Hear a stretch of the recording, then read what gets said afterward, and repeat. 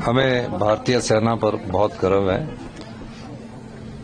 सेना के तीनों अंगों ने जिस प्रकार से दबाव बनाकर सटीक और सही कार्रवाई की है, उसके लिए सेना पर हमें पूरे प्रदेशवासियों को गर्व है। इस अवसर पर मैं ये कहना चाहूंगा कि पूरे हिमाचल प्रदेश की जनता सेना की इस कार्रवाई पर देश के साथ खड़ी है और मैं हूं HIV वायरस, नाम तो सुना ही होगा। मुझे वो लोग बिल्कुल अच्छे नहीं लगते जो मुझसे दूर रहने के लिए हर बार कॉन्डोम का इस्तेमाल करते हैं। जब खून चढ़वाने की जरूरत पड़ती है तो मान्यता प्राप्त ब्लड बैंक में चले जाते हैं।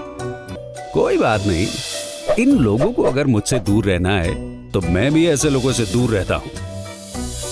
तो मैं हूं HIV वायरस। मेरे बारे में जानने के लिए 1097 पर कॉल करके सवाल किया गया।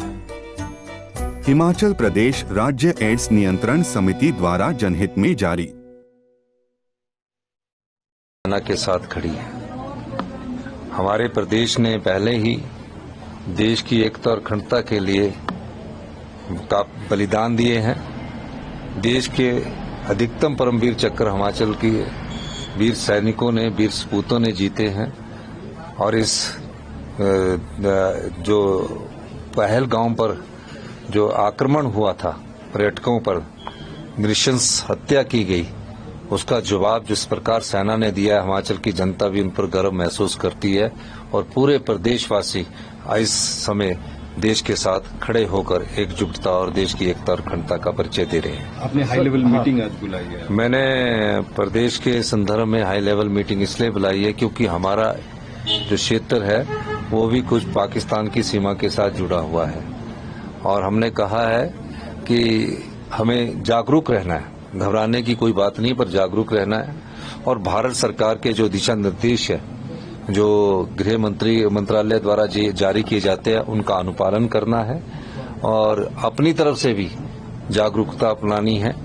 हमने जो बॉर्डर एरिया के पास हमारे क्षेत्र लगते हैं, कोई अनहोनी घटना ना हो, उसके लिए भी आप जागरूक रहो और निश्चित रूप से किसी भी प्रकार की भी कोई कार्रवाई कोई दुश्मन देश अगर करता है तो उससे हमने कैसे निपटना है। पूरे प्रदेश की जनता एकजुटता के साथ ये जो कोई किसी भी प्रकार का कोई भी वारदात होती है उसका सामना करने के लिए तैयार है। इसलिए हमने सभी अधिकारियों को दिशा निर्देश दिए हैं, सभी जिला अधीक्षकों को दिशा निर्देश दिए हैं और साथ लगते बाउंड्री के जहां जिला अधीक्षक उनको सचेत रहने के लिए बोला है और अपनी सुरक्षा को सुनिश्चित करने के दिशा निर्देश हमने दिए हैं। और जो भी टेक्नोलॉजी के आधार पर हम इनपुट गैदर कर सकते हैं, उस टेक्नोलॉजी को भी मजबूत करने की बात कही गई है।